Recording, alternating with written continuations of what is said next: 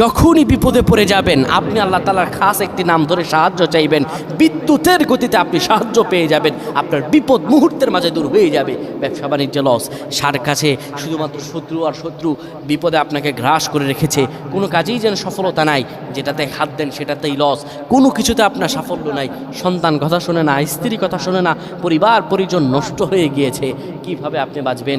প্রবাসে আটকা পড়ে গেছেন, আসতেও পারেন না, কোনো কাজও পাচ্ছেন না, আপনি আমলটা করেন।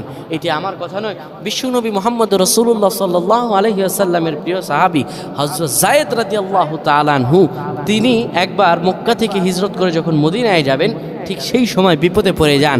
ওনাকে একটি লোক বিপদে আটকে ফেলে এবং ওনাকে হত্যা করার চেষ্টা করে। তখন তিনি আল্লাহ তাআলার এই খাস নামটি ধরে সাহায্য চেয়েছিলেন, আল্লাহ তাআলা তাকে বিপদ থেকে মুক্ত করেছেন। সুবহানাল্লাহ। সেই দোয়াটা কি? তিনি যখন বিপদে পড়ে যান তিনি বলেন, আগিসনি ইয়া রহমান।